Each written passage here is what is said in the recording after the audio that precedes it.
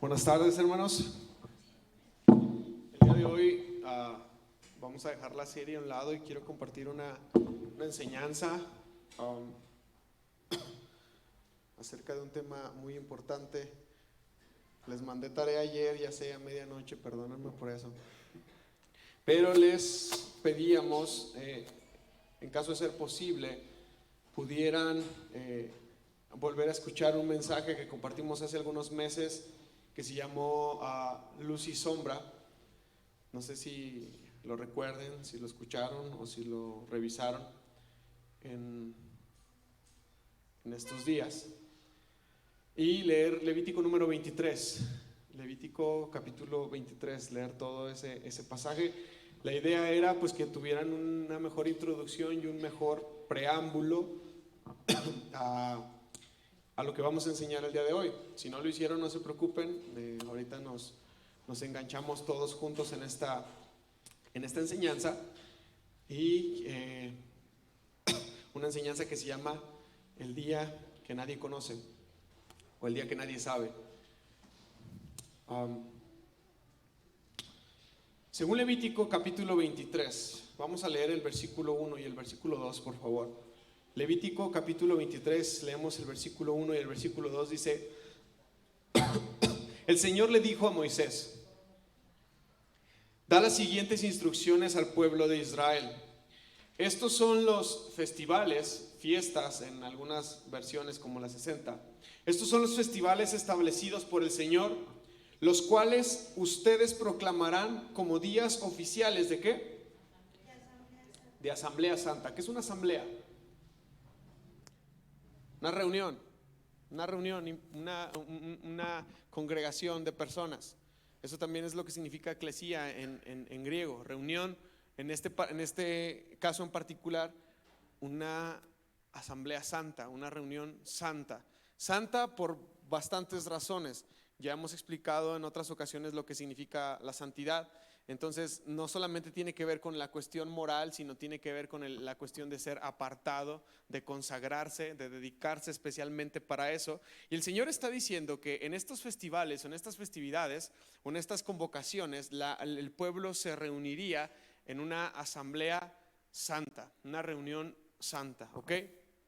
Hay una palabra muy importante que aparece aquí y que en la NTV lo traduce como festivales y la Reina Valera lo traduce como fiesta, y es una palabra que en hebreo es la palabra moed. Esa palabra, moed. Esta palabra me atreveré a decir, no tanto que es un error, pero a lo mejor no se tradujo de la manera más correcta aquí en Levítico 23.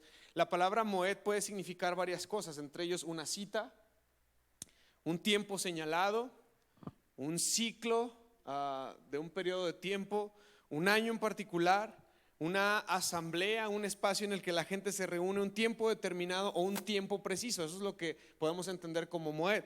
Y obviamente fiesta entra dentro de esa categoría. Es un tiempo especial que dedicamos para celebrar algo en particular, valga la redundancia, ¿verdad?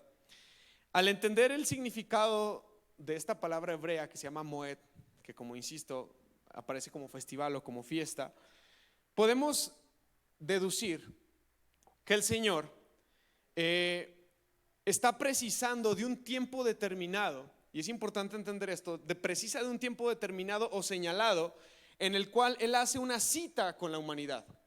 Y quiero que entendamos esto, porque bueno, ya había explicado antes un poquito acerca de esto, pero es el Señor el que le está diciendo a Moisés que tiene que haber 7 momentos durante el año en los cuales el pueblo tiene que apartarse para Dios, porque Dios se va a apartar para su pueblo.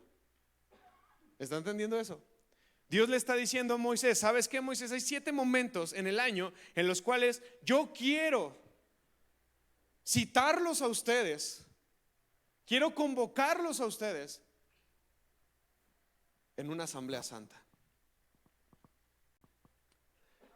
Ahora, el Señor hace una cita con la humanidad para cumplir todos los aspectos de la redención. Y es importante entender esto. No es que el Señor quiere que nos juntamos a tomar café, no es que el Señor quiere que nos juntemos ahí a jugar y a convivir. sino que el Señor hace estas 7 citas especiales durante el año porque en ellas el Señor quiere cumplir los aspectos de la redención. De hecho, explicamos cuando fue el tiempo de Pascua, de la crucifixión, explicamos que Jesús vino a la tierra exactamente en el momento y la hora determinada que Dios puso, porque Dios había preparado un tiempo específico para que Jesús viniera a esta tierra, y Dios había preparado un tiempo sumamente específico para que Jesús fuera a la cruz. ¿Se acuerdan? Que era el día 14 del mes de Aviv, entre las 2 tardes, en la 9ª hora, a las 3 de la tarde para nosotros. Y que Jesús estaba siendo crucificado en esa cruz en el día 14, en el mes de Aviv, a las 3 de la tarde, en el momento en el que el Cordero tenía que ser sacrificado por toda la nación. Y cómo el Señor había preparado estos espacios para que los aspectos de la redención se cumplieran a cabalidad. Bueno, pues quiero que sepas que así como en esas primeras 4 fiestas, Pascua, panes sin levadura, primicias y Pentecostés, el Señor las cumplió al pie de la letra en Jesús, también nuestro Dios va a cumplir las otras 3 fiestas al pie de la letra. Y estas fiestas tienen que ver con el futuro de la humanidad y tienen que ver con el futuro de nosotros. Tienen que ver con nuestro destino y tienen que ver con cómo el Señor va a venir a la tierra y va a juzgar al mundo. Así que es importante echarnos un clavado en esta enseñanza. Cuando uno prepara su agenda, uno se dispone de los días y de las horas para ajustar todo lo necesario y mover todo lo que sea necesario para cumplir con las citas que tenemos en nuestra agenda, ¿va que sí? ¿Cuántos manejan una agenda? Aunque no sea de papel, pero o sea que acá dice, a las 3 tengo que estar acá, a las 8 tengo que ir a llevar a mi hijo para acá, para allá. Uno mueve todo lo que se tenga que mover para poder cumplir con nuestras agendas, ¿verdad? Para poder cumplir con nuestros compromisos. No le corresponde a nadie más mover las cosas más que usted, porque son los compromisos de usted, ¿verdad? Eso pasa cuando trabajamos con una agenda. A nadie más le corresponde cumplir nuestros compromisos ni las citas que tenemos. Es algo personal. Y déjame decirte algo, Dios también tiene una agenda. Y Dios también tiene citas muy particulares a las cuales Él quiere que nosotros participemos juntamente con Él. Si revisamos Levítico 23, ahí en el versículo 2, nosotros podemos notar algo.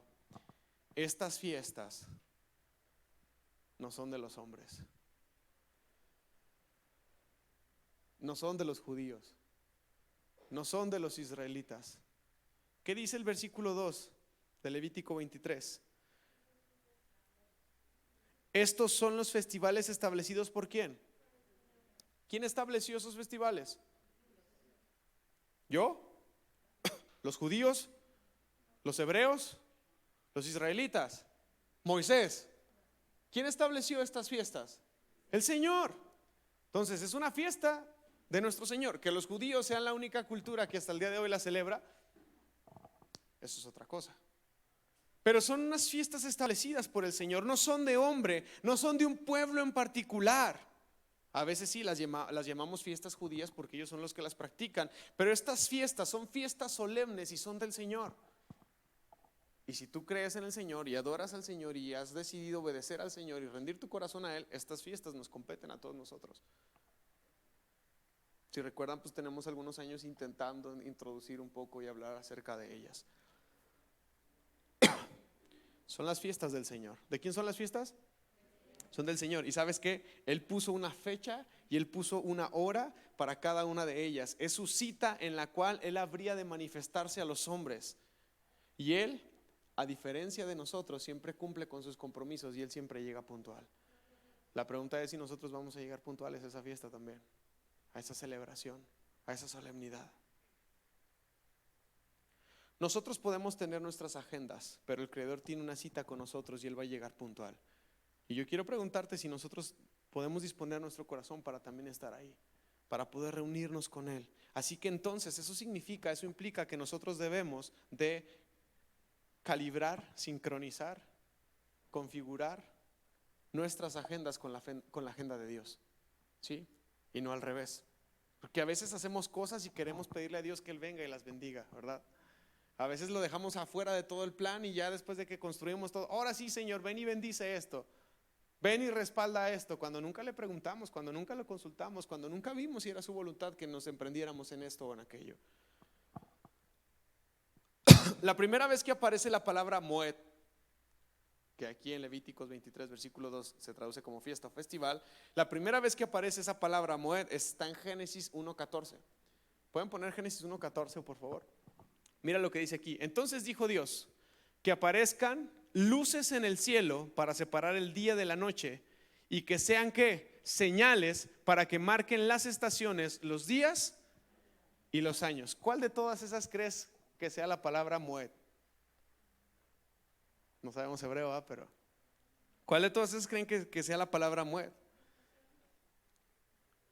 Estaciones, temporadas. En Génesis 1:14 la palabra Moed es la palabra estaciones o temporadas. ¿Ok? Eso es interesante porque también podemos deducir entonces que Moed significa estaciones o temporadas.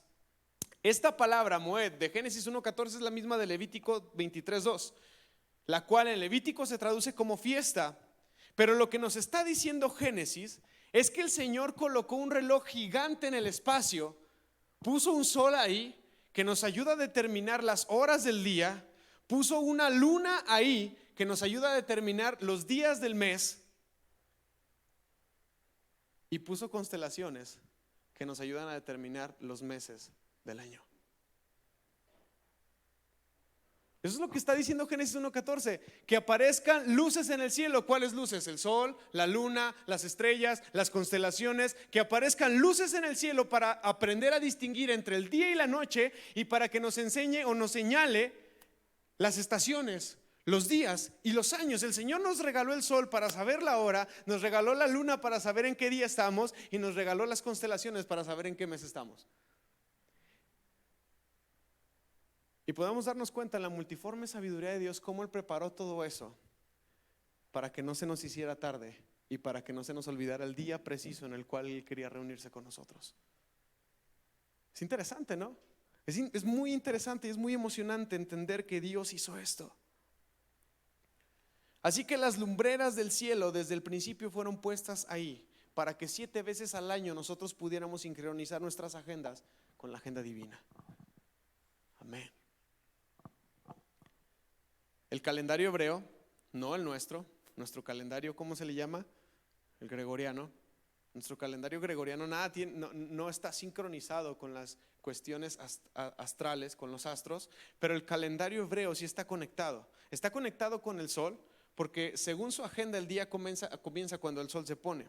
Y algunas citas tienen horas exactas en las que tienen que suceder cuando el Señor nos invita, como ya expliqué, por ejemplo, la Pascua, ¿sí?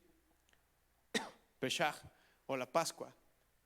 El Señor tenía un día específico, tenía un mes específico y tenía una hora específica en la cual tenían que celebrarse estas fiestas. Así que el Señor nos ha dado todo eso.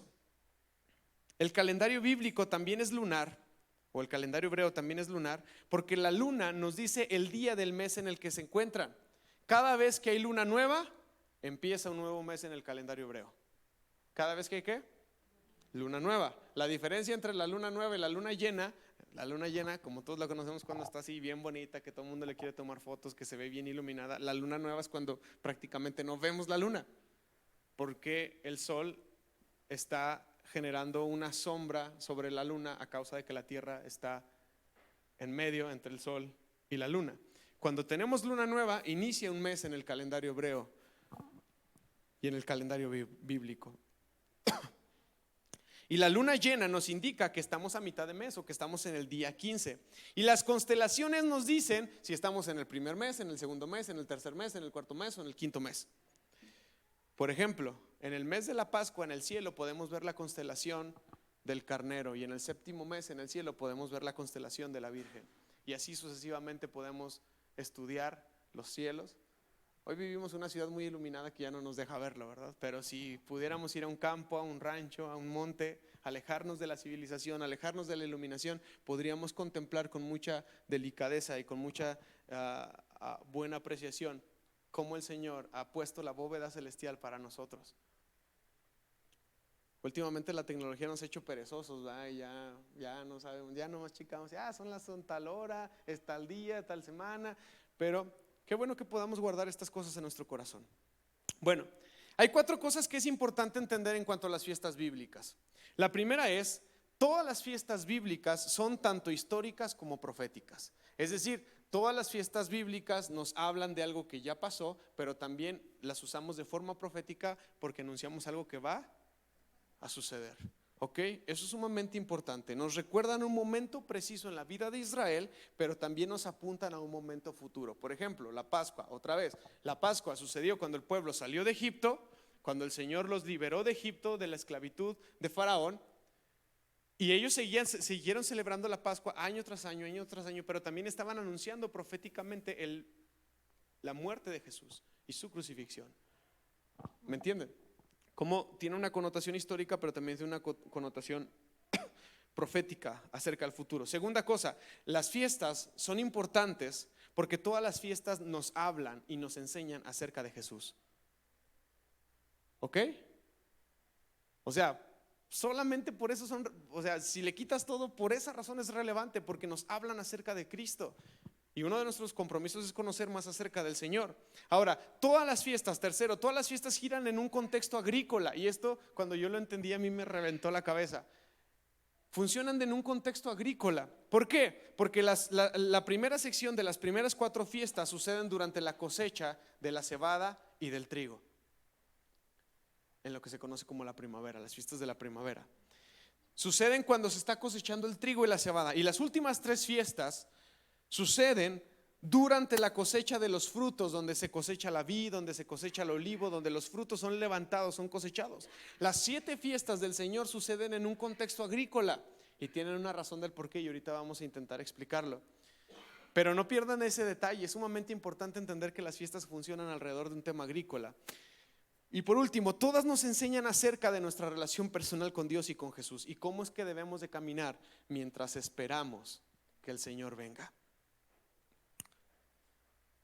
Hermano, las fiestas tienen un propósito de hacernos madurar y hacernos entender cosas que no entendíamos antes, y llevar nuestro corazón a un mayor nivel, a un mayor crecimiento, conocimiento con el Señor. Así que, esto es apenas la introducción.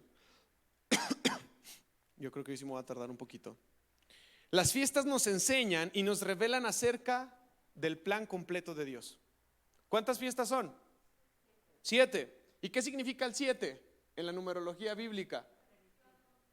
Plenitud, perfección, estar completo. Eso significa el número 7. Entonces son 7 fiestas, las cuales en suma o en conjunto, las 7 fiestas nos hablan acerca del plan completo, del plan perfecto de redención de nuestro Dios. Y eso es sumamente importante y es sumamente emocionante. Por eso son 7.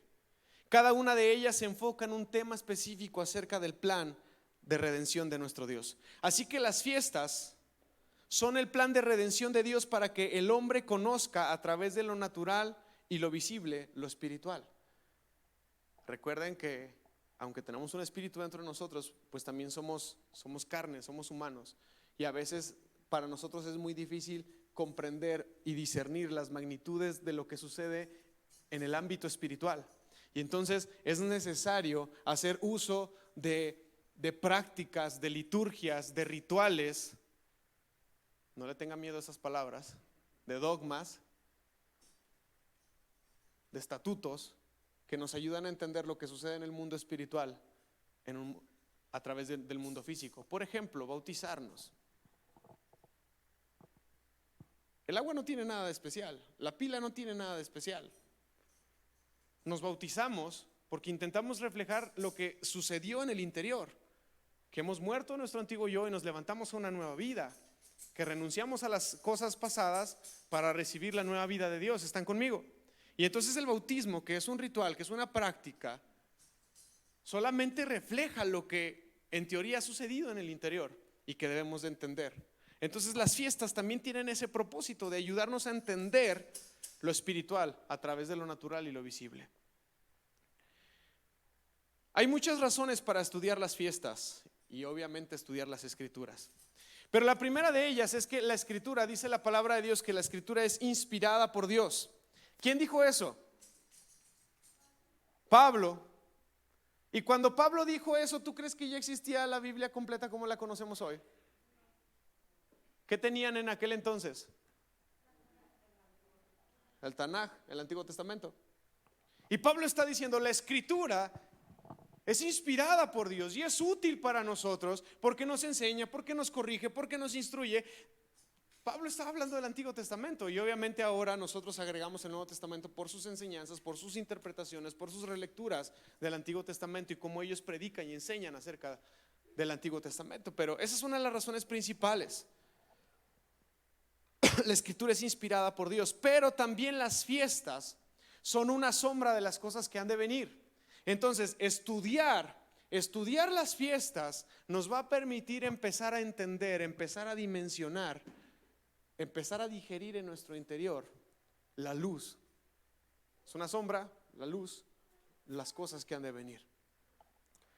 Y entonces es sumamente importante. Hermanos, ¿a cuántos de ustedes les gustaría estar atentos y saber cuándo viene el Señor? Que no los agarren de sorpresa. Pues las fiestas nos ayudan a eso. Las fiestas nos ayudan a entender cuándo es que viene el Señor Jesús.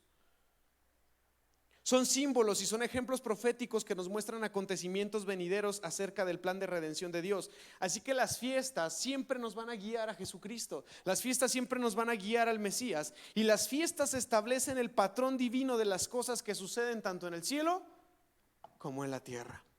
Jesús cumplió al pie de la letra las primeras 4 fiestas.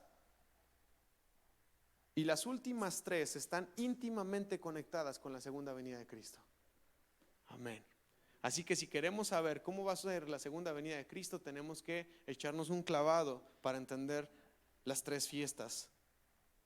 Estas fiestas se desarrollan en el 7º mes del calendario hebreo. Mira, vamos allá a Levítico 23, versículo 23. Hoy voy a hablar acerca de una fiesta en particular, la fiesta de trompetas o el festival de trompetas. Así que vamos a leer estos versículos. Levítico 23, 23 dice: el Señor le dijo a Moisés: da las siguientes instrucciones al pueblo de Israel. El primer día del mes señalado, ¿cuándo? El primer día del mes señalado, al principio del otoño, cuando inicia el otoño. ¿Qué es el otoño para nosotros? Es una temporada. O sea, no podemos definirla así como que de aquí a aquí o de aquí a acá, pero es una temporada, ¿sí? El primer día del mes señalado, el principio del otoño, vas a guardar ¿un qué? Un día de descanso absoluto. Sea sábado, no sea sábado, sea Shabbat o no sea Shabbat. En ese día tú vas a consagrarlo y a dedicarlo como un Shabbat mayor, un Shabbat alto. Si no lo digo mal, creo que es Shabbatón, ¿sí, no? Shabbatón, que para nosotros sería como un día feriado.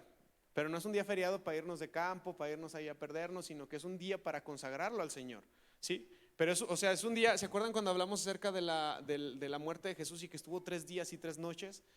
Y que por lo tanto el Señor Jesús no pudo haber muerto en viernes, sino que tuvo que haber muerto antes para que se cumplieran los 3 días y las 3 noches. Y que mencionábamos que para entender eso había que entender que había un día, el primer día de la fiesta de los panes sin levadura, que era también un Shabbat mayor.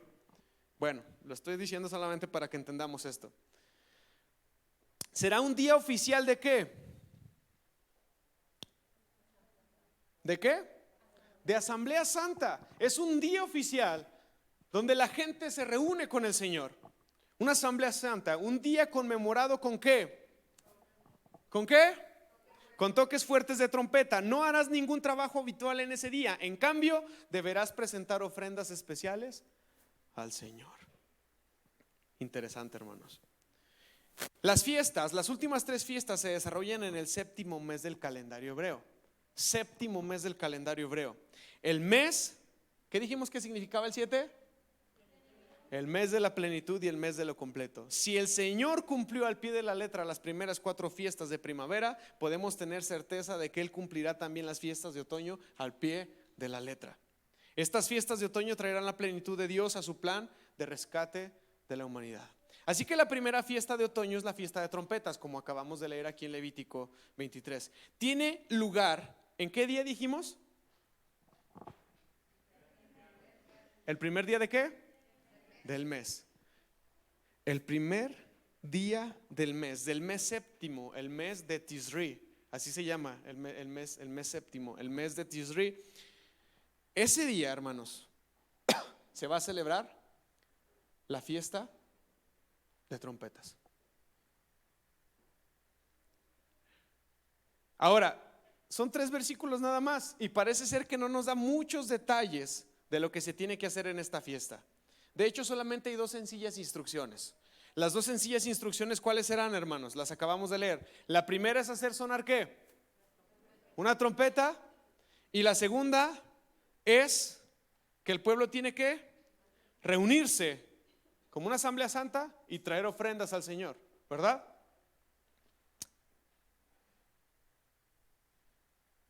¿Cómo se dirá trompeta en hebreo? Shofar. Shofar. Así que no le dé miedo y no se asuste que cuando escuche palabras así. Shofar, trompeta en hebreo. El shofar es la trompeta. El primer día del 7º mes se anuncia con el sonido del shofar. De hecho, cada primer día de mes se tocaba el shofar para anunciar que estaba iniciando un nuevo mes. Cada primer día de mes, pero en particular este primer día de mes, del mes de Tisri, el día 1 del mes de Tisri, se toca la trompeta, se tiene que tocar la trompeta para anunciar que el mes está comenzando, pero muy en particular también para celebrar la fiesta de las trompetas. ¿Están conmigo? Ok. El shofar se toca en el antiguo Israel por varias razones, y es importante entender porque hay muchas razones por las cuales se puede tocar un shofar. Y todas tienen que ver con esta fiesta.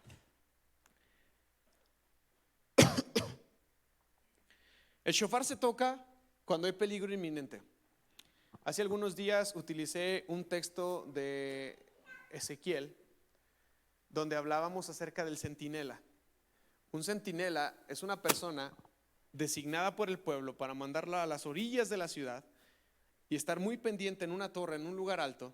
Si él llega a ver que el enemigo viene, él hace sonar su trompeta, él hace sonar su shofar y así anuncia a la ciudad que el enemigo viene. Entonces, el sonido de la trompeta, uno de sus propósitos es advertir o avisar que hay peligro. Ahora, también si se va a proclamar información importante, el shofar se hace sonar, así como en las películas, ¿no? Que llega el rey y entonces la gente se acerca para escuchar lo que se tiene que anunciar. El shofar o la trompeta también se anuncia para informar cosas importantes. También el shofar se toca si el rey llegaba a visitar algún lugar, alguna comunidad. Imagínense el Señor Jesucristo aquí entre nosotros, ¿no? Y el shofar sonando, avisando su presencia entre nosotros. El shofar también se toca para anunciar el inicio del mes. Así que si se dan cuenta, el shofar tiene algunos propósitos.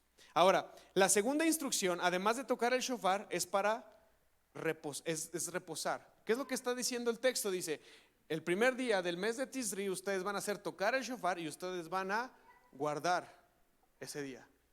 Van a descansar. No es un descansar de echar pereza, de echar hueva nada más por echar, sino es un día que se consagra y que se dedica al Señor. Ahora, la fiesta de trompetas es como un día de reposo, pero es un Shabbat mayor. En el Nuevo Testamento se promete, escúcheme bien, iglesia, en el Nuevo Testamento se promete que el retorno de Jesús estará acompañado por el sonido de una trompeta. ¿Usted lo ha leído? Corintios, Tesalonicenses, Apocalipsis.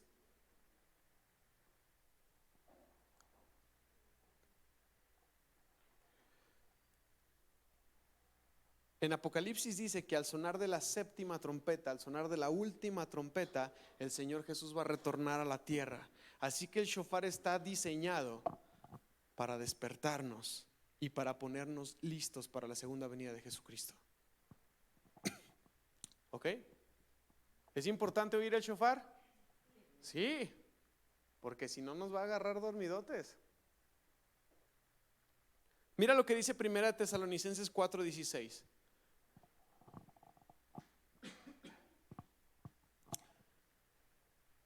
Pues el Señor mismo descenderá del cielo con un grito de mando, con voz de arcángel y con el llamado de trompeta de Dios.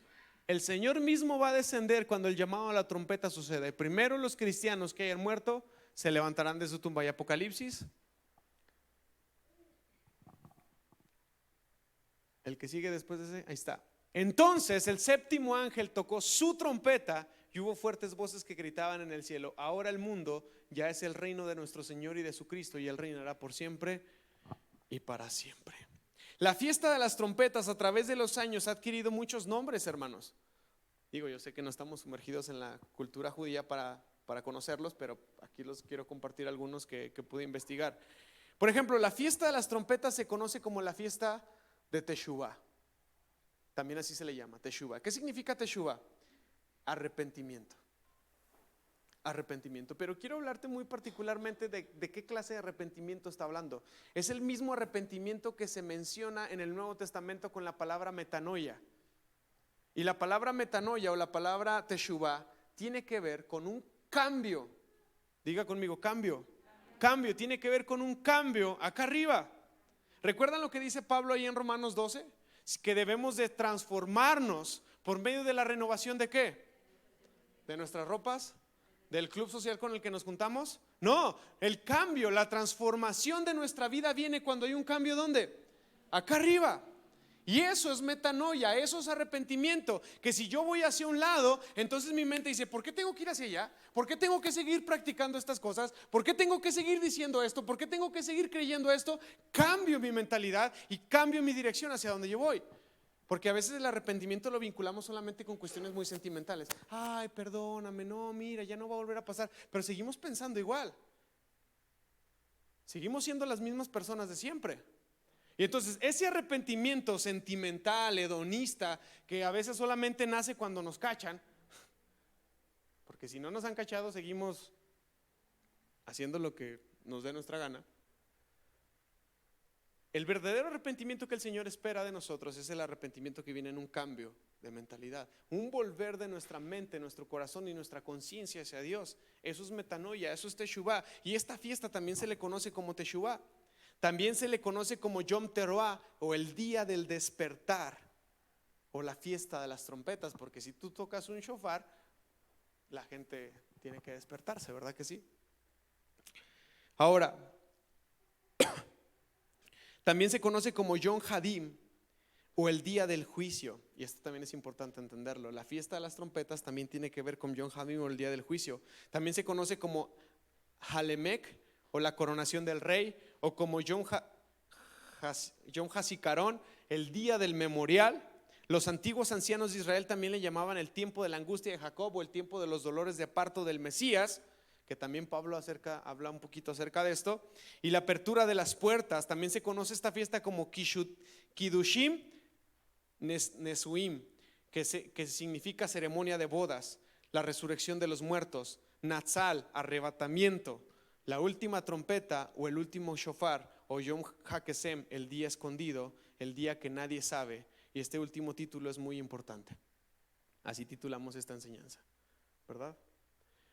Pero el shofar es importante, hermanos, porque el shofar tiene que cumplir con una función de despertarnos. El shofar tiene que cumplir con una función de despertarnos.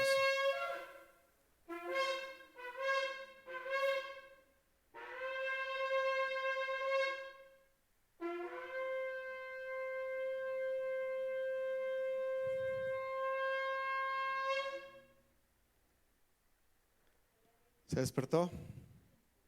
¿Se le puso la piel chinita? Ese es el propósito de que una trompeta suene. ¿Cómo levantan a los militares las mañanas? ¿Verdad? ¿Qué leímos en 1 Tesalonicenses 4:16? Que el Señor va a venir con el sonido de la trompeta. Y Apocalipsis 11:15, que cuando suene la última trompeta, el Señor aparecerá.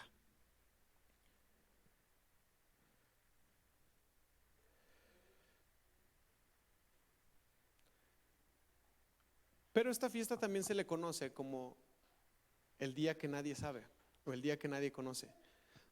Y me gustaría explicar por qué, porque se me hizo demasiado interesante. Los judíos no tenían celular, ni telescopio, ni formas tecnológicas de predecir el tiempo. ellos se hacían expertos en los tiempos y entendían los tiempos y las dimensiones de las cosas porque estudiaban el tiempo. Yo creo que todavía nos ha pasado quizás con alguno de nuestros abuelos. Ellos ven el cielo y te dicen va a llover, no va a llover, oye va a ser frío y así o y asá, porque ellos son capaces de ser sensibles a estas cosas. El asunto aquí es que no se sabe cuándo comienza el mes hasta que la luna nueva aparece. Hermano, ¿usted ha visto lunas de día? ¿Y ha visto lunas de noche? ¿Y usted sabe en qué momento va a salir la luna? No. Se necesita anunciar que el nuevo mes ha comenzado. Pero para anunciar que el nuevo mes ha comenzado se necesita tener la certeza de que hay luna nueva. Y la única forma en la cual se puede tener certeza de que hay luna nueva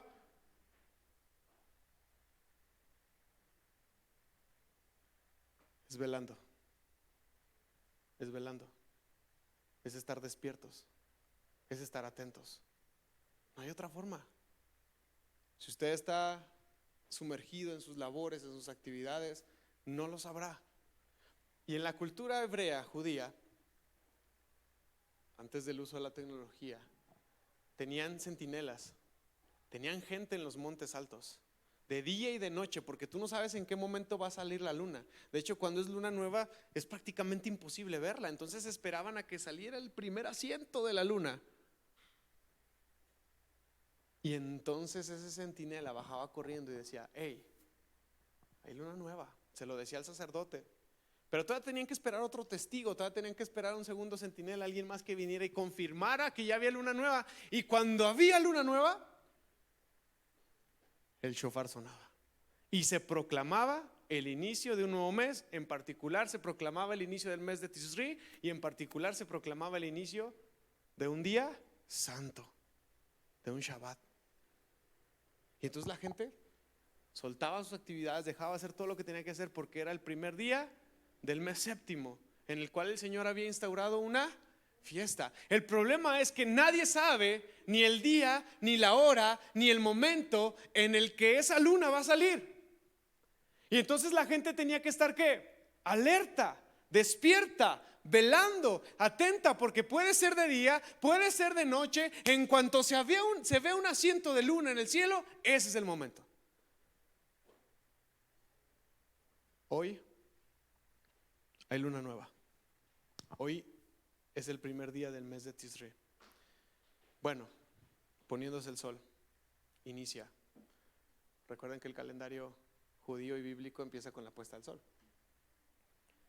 Estamos en el momento oportuno de celebrar esta fiesta, aún desde nuestras casas o en la intimidad de nuestro hogar, apartar un tiempo para conmemorarla. Así que hoy, cuando salga de la iglesia, hermano, no deje de ver el cielo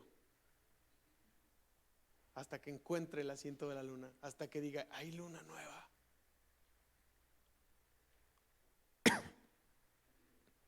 Es la única fiesta que después se me fue el nombre, de la diáspora, de la dispersión del pueblo de Israel, se la tuvieron que celebrar hasta por 2 días, porque como tenían esa incertidumbre de si es, no es el día, no es el día, hasta la celebraban 2 días, porque tenían esa incertidumbre, porque nadie sabe el día ni la hora, el día que nadie sabe.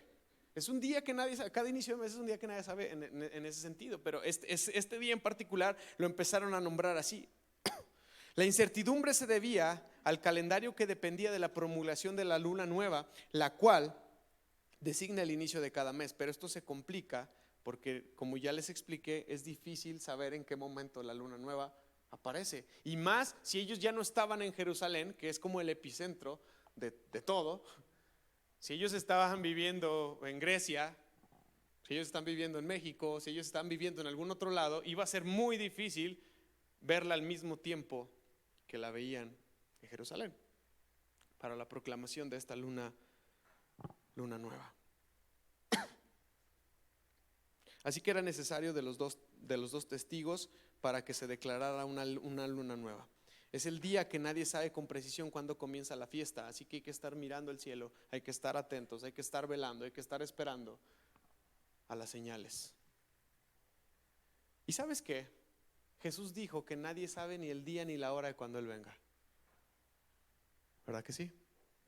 Y mucha gente ha usado eso para excusarse en no estudiar la Escritura. Y no, pues cuando Él quiera. Pero lo que sí sabemos son las temporadas. Conocemos las temporadas, o al menos las estamos empezando a conocer. El mes séptimo. Conocemos en qué momento. Yo por eso, si alguno de ustedes me ha escuchado decir esto, yo he afirmado en muchas ocasiones: Jesús va a venir entre un septiembre y un octubre, no hay de otra. ¿Cuándo? Hay que estudiarlo más todavía. Pero no va a venir en enero, no va a venir en marzo, no va a venir en abril. Tiene que venir entre un septiembre y un octubre, en el primer día del mes séptimo del mes Tisri. El Señor tiene que manifestarse. No sabemos el día ni la hora, porque no sabemos cuándo comienza el mes. Y por eso el Señor Jesús dijo: nadie sabe ni el día ni la hora. Y así es como se conoce esta fiesta también, el día que nadie sabe. ¿Usted cree que sea una coincidencia? Acabamos de mencionar que el Señor Jesús cumplió al pie de la letra las primeras 4 fiestas. El Señor cumplirá al pie de la letra estas últimas 3 fiestas. El Señor viene pronto. Mateo 24:36, por favor. Mira lo que dice Mateo 24:36. 36. Ahí está. Sin embargo, está hablando Jesús, nadie sabe el día ni la hora en que sucederán estas cosas, ni siquiera los ángeles en el cielo, ni el propio Hijo, solamente el Padre lo sabe. Porque pues, ¿quién iba en aquel entonces a ser capaz de discernir el momento en el que la luna nueva aparecería? 24 del 42 al 44, por favor. Así que ustedes también deben de estar, ¿qué? ¿Cuál es la invitación de Jesús? A que se duerma, hermano. A que no le importe, que le valga gorro. Así que ustedes también deben de estar alerta, porque no saben el día que vendrá el Señor. Pero si están atentos, si están vigilando, si saben de entender los tiempos, si son entendidos en los tiempos, lo sabrán. Entiendan lo siguiente: si el dueño de una casa supiera exactamente a qué hora viene un ladrón, ¿qué? Se mantendría alerta y no dejaría que asaltaran su casa. Estos textos a veces los usamos como una excusa, pues es que no sabemos, pero podemos entender los tiempos, hermano. Podemos ser entendidos en los tiempos, y en el momento en el que la luna nueva aparezca, sucederá. Así que si a ti te dijeran: hermano, yo escuché un ladrón que mañana va a ir a tu casa a robar, ¿a poco no te plantas ahí? Y café y una aspirina y lo que sea para no dormirse, y te plantas. No sabes la hora ni el momento específico, pero te plantas. No te va a agarrar dormido. No vas a perder tus propiedades. No vas a permitir que entre y agarre tus cosas. ¿Y por qué no nos ponemos así de alertas para esperar al Señor? Ustedes también deben de estar, ¿qué? Preparados todo el tiempo, porque el Hijo del Hombre vendrá cuando menos lo esperen. Y ahí el 25:13 también, por favor.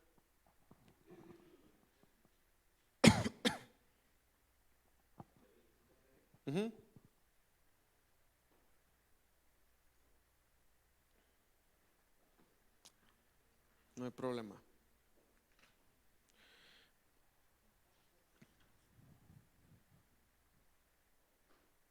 Así que ustedes también deben de estar alertas, porque no saben ni el día ni la hora de mi regreso. Yo no creo que sea casualidad que Jesús dijera todo esto. Él era un judío. Jesús nació siendo un judío, murió siendo un judío, y Él va a regresar siendo un rey judío. Él conocía las costumbres, los textos, la liturgia, la forma de su pueblo. Así que el Señor vendrá al toque de la final trompeta, como lo dice Tesalonicenses y Apocalipsis. Y esto se refiere a la última celebración de fiesta de trompetas, que además concuerda con la 7ª trompeta de Apocalipsis. Entonces, solamente quienes estén velando y observando los tiempos y las fiestas no van a estar en oscuridad. ¿Quién? Quienes estén velando, quienes estén atentos, quienes estén despiertos, no van a ver oscuridad. Amén.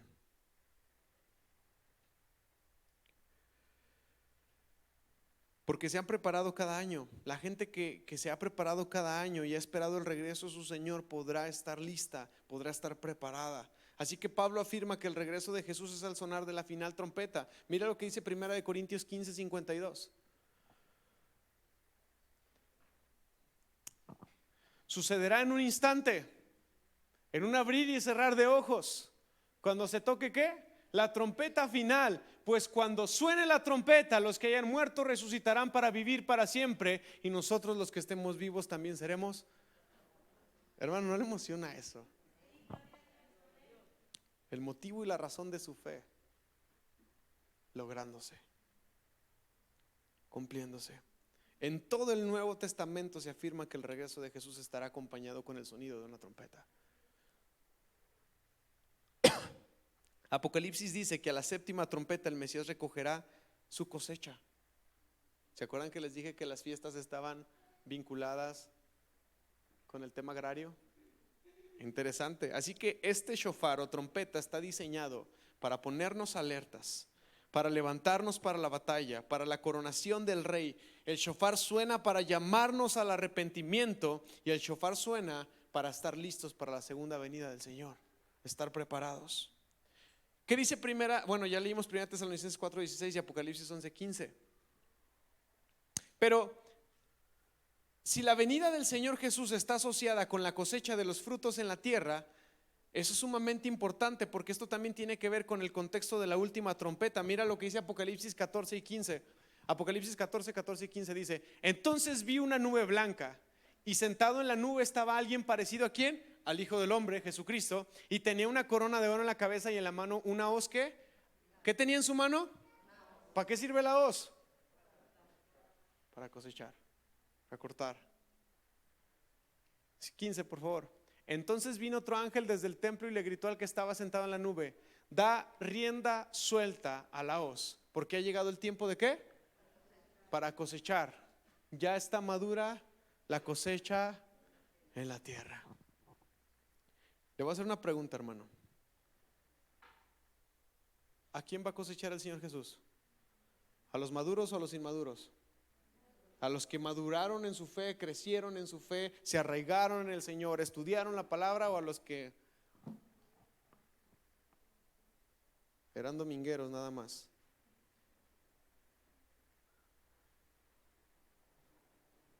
Porque esa hoz va a cortar solamente el fruto que está maduro.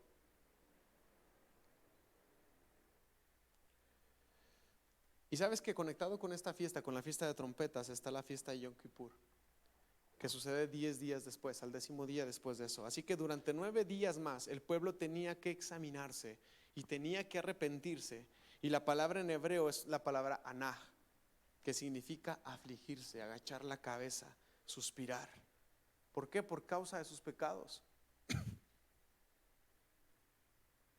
Porque si ellos se habían extraviado sus caminos, si ellos se habían alejado de Dios, el propósito de la conexión entre esta quinta fiesta y la sexta fiesta, entre la fiesta de trompetas y la fiesta de Yom Kippur o expiación, el propósito de la conexión de estas dos fiestas era que el pueblo tuviera un tiempo específico para reconciliarse con Dios. Así que para entonces, cuando llegara el día de expiación, el día 10º del mes séptimo, cuando se celebrara Yom Kippur, el día del perdón, el pueblo pudiera estar en paz con Dios. Explico en lenguaje más sencillo. Día 1 del mes Tisri, fiesta de trompetas. A partir de ahí se anuncia que el pueblo entra en un proceso de 9 días de ayuno, oración, de agachar la cabeza, de buscar al Señor por sus pecados, por sus maldades, para buscar ser hallados limpios y justos delante de Dios. Porque en la fiesta de Yom Kippur va a haber un juicio. Y hermano, usted sea inocente o sea culpable, va a juicio. ¿Va, mi abogado? O sea, cuando hay una cuestión en juego, usted es inocente o es culpable, usted va a un juicio. El hecho de que se emite un juicio no significa que sea malo o no tiene una connotación meramente negativa. Vamos a ir a juicio. Vamos a ir a juicio. Y cuando vayamos a juicio, si hemos creído en el Señor Jesucristo como nuestro Señor y Salvador, y si su sangre ha cubierto nuestros pecados y nuestra maldad, y nos hemos arrepentido con el arrepentimiento que ya les dije, Teshuvah, con un cambio de mentalidad, hemos vuelto nuestro corazón a Dios, entonces en ese juicio vamos a ser hallados limpios, justos, delante de Dios. Pero este proceso entre la quinta fiesta y la sexta fiesta, entre trompetas y Yom Kippur, hay un proceso de 9 días en el que la gente se aflige.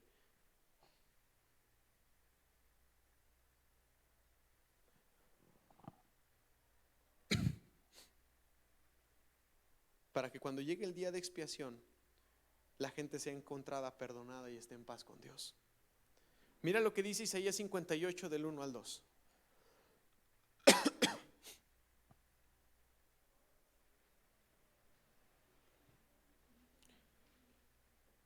La Reina Valera 60 me gusta un poquito más porque dice: clama fuerte en voz en cuello. Dice: grita con la voz de un toque de trompeta. Ahí está, el shofar.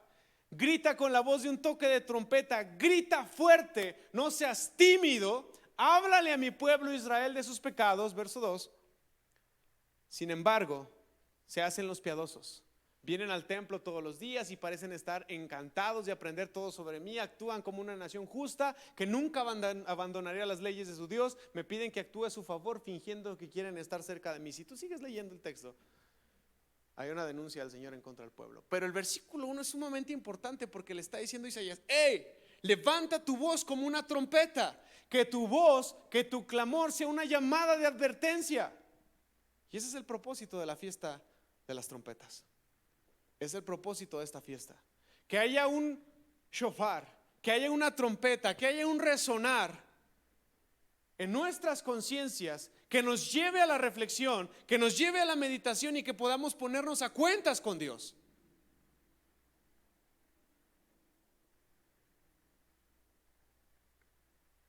El problema es que vivimos esperando siempre como si hubiera un mañana. ¿Y si el Señor viniera hoy? No hay espacio para mañana para ponernos a cuentas, tiene que ser hoy. Y este proceso entre la quinta y la sexta fiesta, 9 días de por medio, nos permiten afligir nuestro corazón. De hecho, me voy a tomar la libertad de convocar a ayuno y oración durante 9 días.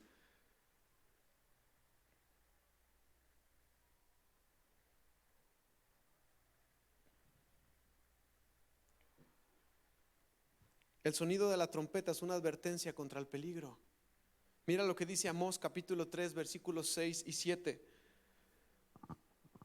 Cuando el cuerno de carnero toca la alarma. ¿Qué es un cuerno de carnero? Un shofar. Un shofar. Cuando el cuerno de carnero toca la alarma, ¿no debería el pueblo estar alarmado? Pues sí, como ahorita que lo traemos fresco, como si sonara una alarma sísmica. Uno no puede estar así todo tranquilo en su departamento, en su oficina, escuchando la dimensión del sonido de lo que está anunciando, ¿verdad? Cuando el cuerno de carnero toca la alarma, ¿no debería el pueblo estar alarmado? Llega el desastre a una ciudad sin que el Señor lo haya planeado. ¡Uy! Versículo siguiente. De hecho, el Señor soberano nunca hace nada sin antes revelar sus planes a sus siervos, los profetas. Si a ti te ha pasado algo terrible y te tomó por sorpresa y culpas a Dios por lo que te pasó, déjame decirte que Dios antes tuvo que haber advertido.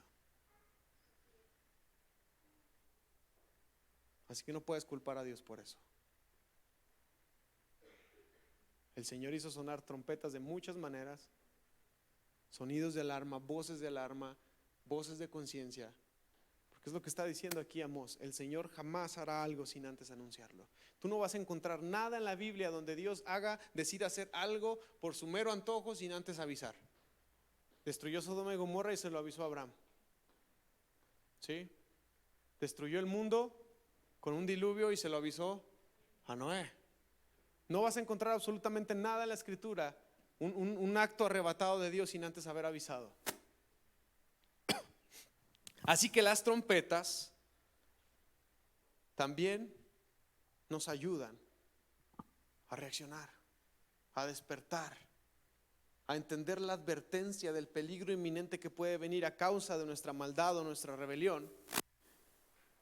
Pero también la trompeta se usa para reunir a los escogidos de Dios de los confines de la tierra. Mira lo que dice Isaías 27:13. En aquel día se tocará la gran trompeta y muchos de los que se morían, de los que se morían en el destierro en Asiria y en Egipto, ¿qué dice? Regresarán a Jerusalén para adorar al Señor en su santo monte. La trompeta también sirve para convocar a los santos del Señor, porque Él los va a reunir de toda la tierra, hermanos. Cuando el Señor Jesús venga, Él va a reunir a todos sus santos arriba de Jerusalén. No en Jerusalén, arriba de Jerusalén. No nos va a llevar al cielo, como mucha gente piensa, que ya también lo he corregido y lo he enseñado. No vamos a ir al cielo. El cielo va a venir a la tierra, hermanos. No vamos a ir al cielo. Cuando el Señor nos levante, cuando nos arrebate, cuando el Señor nos arrebate, Él nos va a poner en una dimensión un poquito más alta del plano de la tierra, porque mientras estemos arriba con el Señor, un juicio va a venir sobre toda la tierra, las 7 copas de la ira. Pero sus santos, sus escogidos no vivirán eso. Eso es lo que se conoce como la gran tribulación. Ahí el Señor sí va a levantar a su iglesia, pero la tribulación que el anticristo hace, ahí hay una gran diferencia. Una cosa es que el anticristo esté pique y pique y dale y dale y dale y dale y dale contra los escogidos de Dios. Ahí no vamos a ser levantados todavía. Esta doctrina del rapto antes de la tribulación y que no vamos a sufrir, eso es una mentira del diablo y eso no viene en la Biblia. Los escogidos, hermanos, si es el anticristo, él lucha contra las cosas de Dios y de Cristo. Si es el anticristo y la iglesia es levantada, ¿contra quién va a luchar? Pues no. Entonces, estos ataques del anticristo, la iglesia va a estar aquí y vamos a sufrir aflicción y persecución, claro que sí, así como David sufría persecución por Saúl. De hecho, se dice que la persecución de Saúl contra David es una sombra del anticristo contra la iglesia. Así que sí, nos va a tocar pasar hambres, quizás nos va a tocar morir por causa del nombre de Cristo.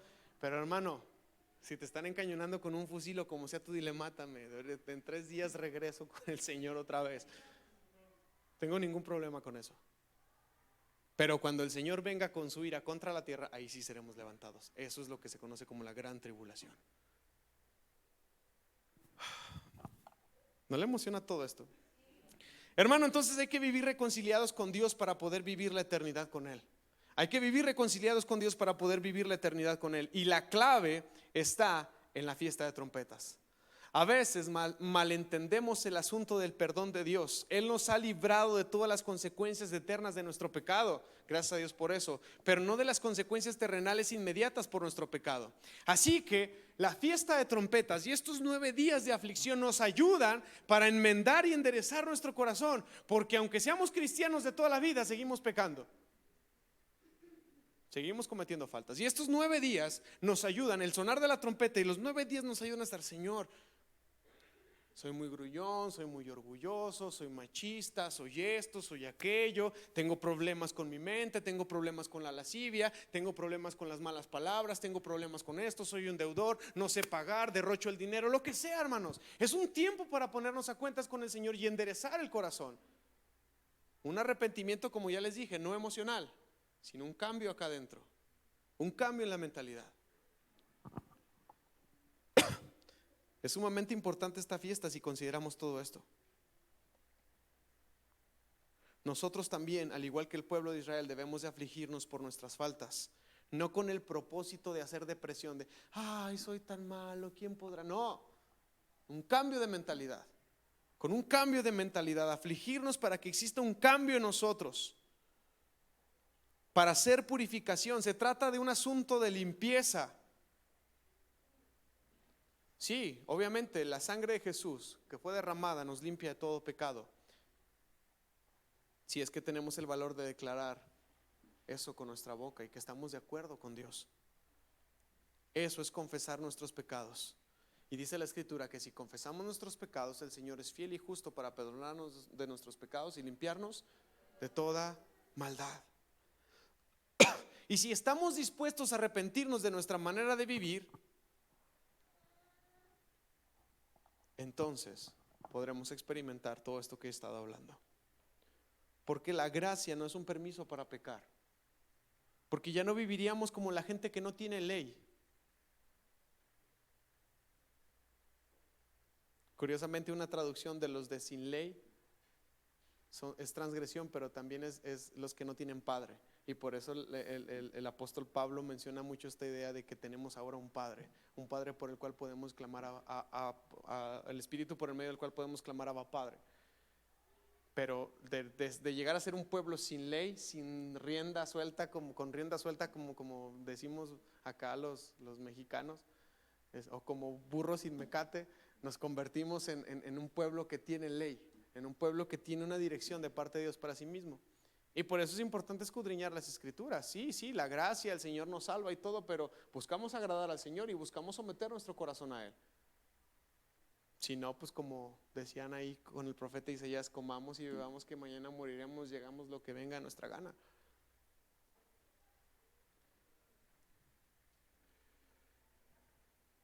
En Cristo hemos sido llamados a vivir en santidad, y eso solo se logra siendo obedientes de los mandamientos del Señor y haciendo su voluntad. Mira lo que dice Proverbios 16:6. Con amor inagotable y fidelidad se perdona el pecado. Con el temor del Señor el mal se evita. ¿Qué significa este texto? Está precioso. El Señor ha perdonado nuestros pecados, pero hay muchas cosas, muchos males que pueden venir a nuestra vida si no tenemos temor del Señor, si no guardamos su palabra. Y mira lo que dice 1 Juan 1 del 5 al 8.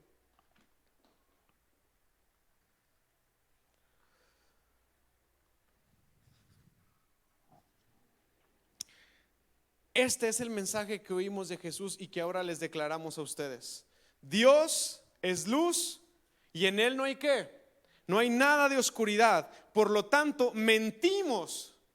Somos mentirosos si afirmamos que tenemos comunión con Dios, pero seguimos viviendo en oscuridad espiritual. ¡Hala! Hermano, ¿usted tiene comunión con Dios? ¿Y usted tiene oscuridad? No estamos practicando la verdad. Si vivimos en la luz, así como Dios está en la luz, entonces tenemos comunión unos con otros, y la sangre de Jesús, su Hijo, esa sangre nos limpia de todo pecado. Pero si afirmamos que no tenemos pecado, lo único que hacemos es engañarnos a nosotros mismos y no vivimos en la verdad. No podemos engañarnos, no podemos ser hipócritas, fingiendo que todo está bien y que no pasa nada malo en nuestra vida, cuando la realidad es otra. Y no se trata de levantar nuestra voz o anunciar nuestras situaciones para que seamos juzgados, sino para que haya un cambio, una transformación en nuestra vida. Si hoy tú te das cuenta, si hoy tú te estás dando cuenta que hay cosas en las cuales tú le has fallado a Dios, o si tú hoy te das cuenta que tienes algo contra alguien, o que alguien tiene algo en contra de ti, si tú pudieras hacer el bien y te has negado, si tienes deudas materiales o espirituales con alguien y no las has pagado, es necesario afligirnos,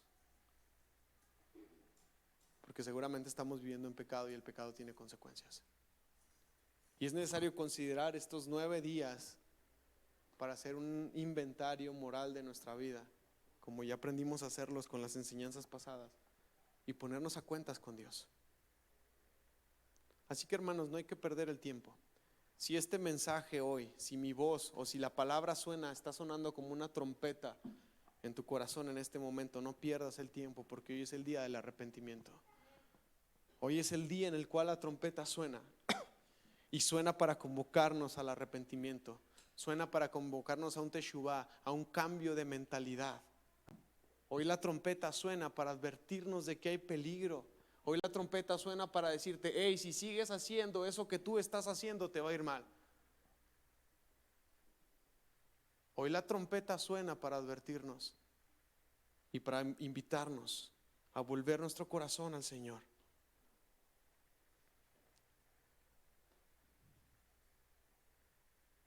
Por eso el Señor quería que esta fiesta se celebrara cada año. Qué bueno, ¿no? Que cada año podamos tener la oportunidad de volver a hacer una revisión, una introspección, y el Señor obre en nuestra vida, el Señor obre en nuestro corazón. Es importante, hermanos, esta fiesta, porque es un ensayo que prepara nuestra vida para el regreso de Jesús y nos pone a raya, nos pone al pie de la brecha, nos pone ahí, nos exhibe quizás, pero nos ayuda y nos prepara, nos expone, nos confronta y nos da la oportunidad de arrepentirnos mientras hay tiempo. Porque ahorita es el momento oportuno, iglesia. Porque cuando suene la final trompeta, escúchame bien, ya no va a haber oportunidad. Cuando suene la final trompeta ya no habrá oportunidad, ya no habrá tiempo. Así que esta fiesta es un recordatorio de que el juicio se acerca. Y como en los días de Noé, la puerta se mantuvo abierta 7 días y nadie entró. Pero al 7º día el Señor cerró la puerta.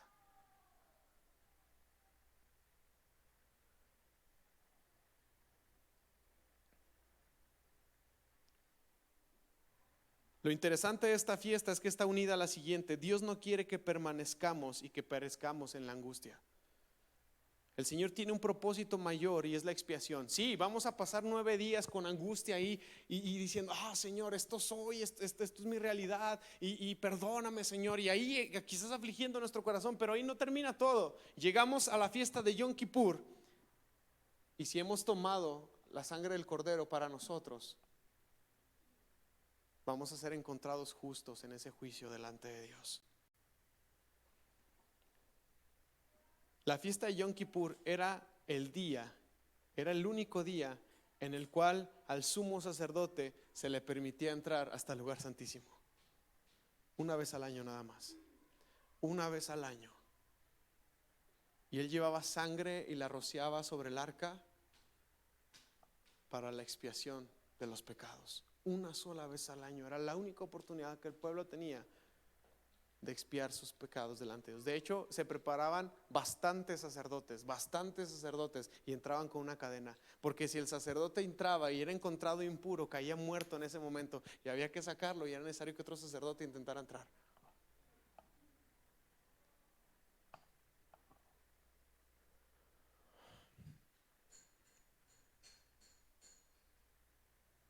Este es un día muy solemne y el pueblo de Dios es llamado a afligir su alma, y una manera es ayunando, orando y pidiendo perdón. Así que tenemos 10 días a partir de hoy para arrepentirnos. El 5 de octubre es Yom Kippur y espero que el próximo domingo podamos hablar acerca de esa conmemoración solemne. El 5 de octubre, Yom Kippur, es un día de juicio, de expiación y limpieza. Proféticamente mira hacia el futuro el día del juicio y la limpieza.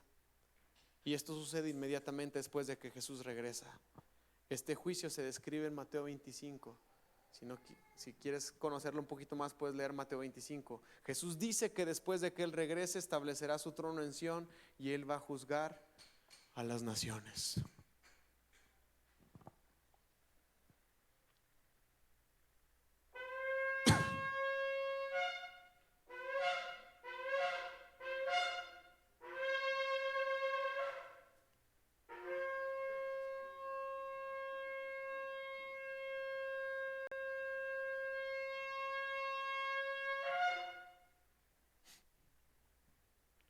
Los judíos, ellos oran esto y ellos dicen: Señor, perdona mi pecado y escribe mi nombre en el libro de la vida y séllalo.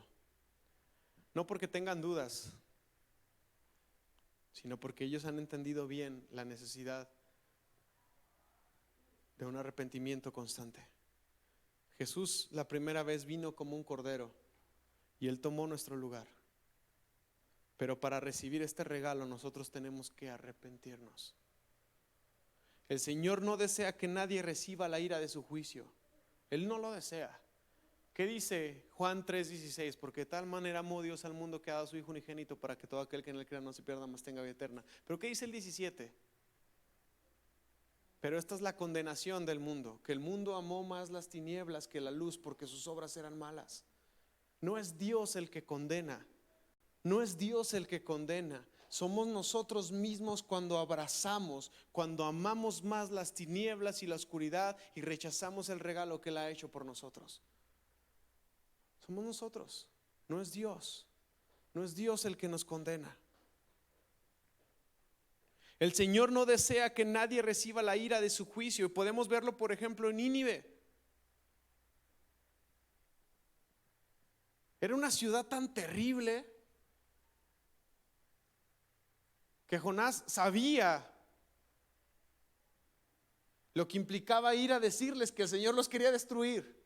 Jonás lo sabía y por eso Jonás se resistió con todas sus fuerzas para ir en contra de Dios, para ir en contra de ese mensaje, porque Jonás sabía que el Señor es grande en misericordia. Ese pueblo era terrible. Ese pueblo masacraba a los israelitas. Y el Señor le dice: ¿sabes qué, Jonás? Vas a ir a hablarle a aquellos que te masacran y les vas a decir que yo quiero destruir a esa ciudad. Y Jonás va, ya más a fuerzas que de ganas, porque conocemos la historia. Y todavía Jonás se sube a un monte alto y agarra su vasija de palomitas y su refresco y espera que el caos y la destrucción venga. Y pasa un día, y pasa otro día, y pasa otro día, y pasa otro día, y no sucede nada. Y empieza a hablar con el Señor y le dice: por eso yo no quería venir, porque yo sabía que tú ibas a hacer esto. Y el Señor le dice: ¿acaso yo no tendré misericordia de un pueblo que no sabe distinguir entre su derecha y su izquierda? Mira lo que dice Ezequiel 18:21. Ezequiel capítulo 18 versículo 21 dice: ahora bien, si los perversos abandonan sus pecados y comienzan a obedecer mis decretos y hacer lo que es justo y correcto, ciertamente vivirán y no morirán. Así que la invitación hoy, iglesia, es arrepentirnos. La invitación no es a condenación, sino arrepentirnos. El sonido del shofar es una invitación a despertar del sueño, a que nuestra conciencia sea despierta. Y eso es algo que estoy orando al Señor con profundidad. Y te invito a que estos 9 días estemos orando que el Señor despierte nuestras conciencias, que el Señor despierte nuestras conciencias. ¿Te acuerdas del hijo pródigo? Ese hijo que se fue y que derrochó todo y que ahí estaba comiendo de los alimentos de los cerdos. Pero hubo un ¿qué? Hubo un despertar de la conciencia. Hubo un momento en el que su razón le fue devuelta, igual que Nabucodonosor, y pudieron volver su corazón al Señor. Eso es algo que nadie puede hacer, solamente el Señor. Y es algo que tenemos que orar con todo el corazón, clamar y pedirle: Señor, despierta las conciencias, despierta nuestras conciencias, despierta la conciencia de mi esposa, de mi esposo, de mis hijos, de mi cónyuge. Despierta la conciencia. ¿Recuerdas la parábola de las 10 vírgenes? El novio llega cuando la trompeta suena, pero hubo 5 que estaban listas y 5 que no estaban listas. Y si la palabra es nuestra lámpara, yo creo que todos tenemos una lámpara, todos tenemos la palabra, ya sea porque la escuchamos los domingos, porque la leemos, porque la estudiamos, pero la lámpara no es suficiente, necesitamos aceite. ¿Y cómo se cosecha el aceite? Para tener aceite hay que aplastarlo en una prensa. Cuando Jesús estaba a punto de ir a la cruz, Jesús fue al Getsemaní, al huerto de Getsemaní, y ahí Jesús fue aplastado, fue machacado. Y ahí Jesús está teniendo una cuestión muy tensa con Dios y le dice: Señor, si es posible que pase de mí esta copa, pero si no, que se haga tu voluntad. Porque producimos aceite cuando nos negamos a nosotros mismos y permitimos que la voluntad de Dios se haga por encima de la nuestra. Ahí estamos en el Getsemaní y ahí estamos produciendo aceite. Porque el aceite no se compra y no se vende, es personal. Y solamente con nuestra vida humillada al Señor podemos producir aceite. Solamente sometiendo nuestra vida a la voluntad de Dios y al corazón de Dios podemos producir aceite. No hay otra manera. Mis padres, aunque son pastores, no me pueden dar aceite. Es personal. Es personal. Tú puedes tener tu lámpara, tú puedes estar lleno de palabra y puedes sabértela de memoria, pero si no tienes aceite, cuando tu fe sea puesta a prueba, vas a ser encontrado falto. Es en la prensa de Dios, es en el Getsemaní de Dios, donde tenemos que decidir entre mi voluntad y la voluntad de Dios. Es donde es probada nuestra fe, es donde es probada nuestra fidelidad, es donde es probado si nosotros somos fieles al Señor. Porque el aceite es la obediencia que no se puede comprar ni compartir. Así que por eso necesitamos de estas fiestas cada año. En particular necesitamos de la fiesta de trompetas cada año para que no se nos olvide que necesitamos de Dios. Porque solamente, ¿qué dice Mateo 24:11?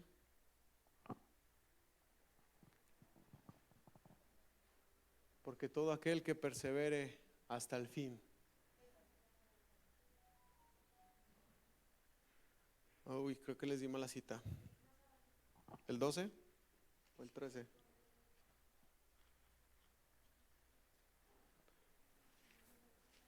¿13? Pero el que se mantenga firme hasta el fin, ese será salvo. Mateo 24:13. ¿El que qué? Hermano, le voy a decir un secreto. La vida cristiana no es de velocidad ni de fuerza, es de perseverancia. Tú puedes ahorita empezar aquí con todo y entrarle con todo y a las 2 semanas. La vida cristiana es de perseverancia. Amar a Dios significa perseverar cada día en lo que Él quiere y Él espera de nosotros. Así que hemos hecho sonar el shofar este año, pero quiero cerrar con esto. Tu voz también es un shofar. Tú también eres un centinela. Tú también eres alguien que puede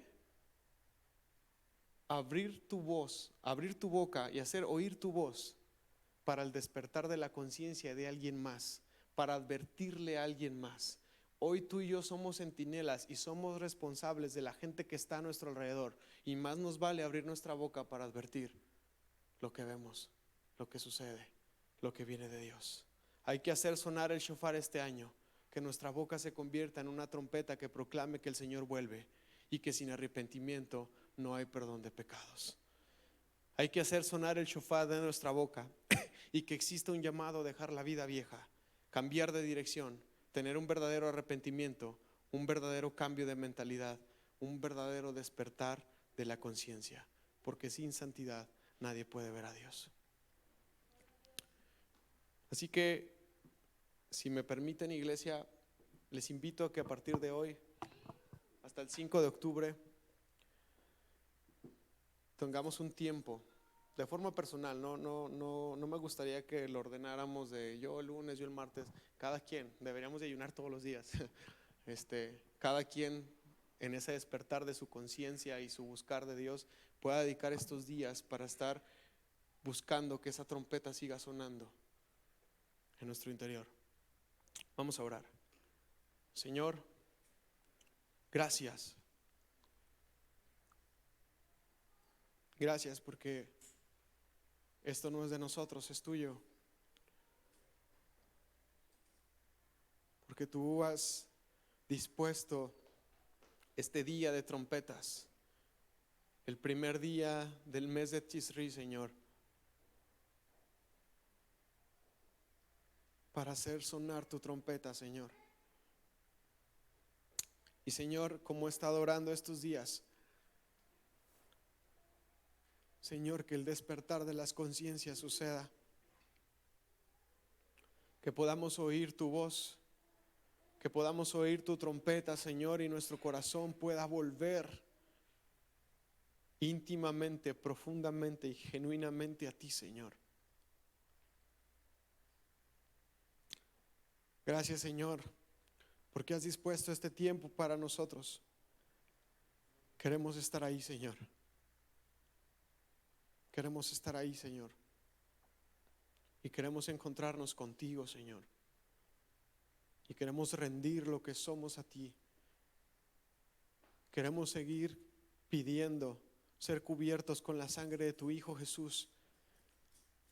Pero no queremos quedarnos ahí, Señor. Queremos hacer lo correcto y queremos un cambio en nuestra vida, Señor, para que tú te agrades de nosotros, Señor, para que seamos encontrados justos, no por nuestros méritos, no por nuestros actos, no por nuestros esfuerzos, sino por tu misericordia expresada en Jesucristo. Gracias, Señor. Que tu voz suene una vez más, que tu trompeta suene una vez más y despierte nuestros corazones, nuestras conciencias. Ayúdanos a erguir nuestra cabeza, levantar nuestra mirada a los cielos, porque nuestra redención está cerca. Porque nuestra redención está cerca. No permitas que durmamos, que cabecemos, Señor, que nos descuidemos. No permitas que el aceite se acabe. Al contrario, Señor, permítenos estar listos, estar preparados, atentos y velando,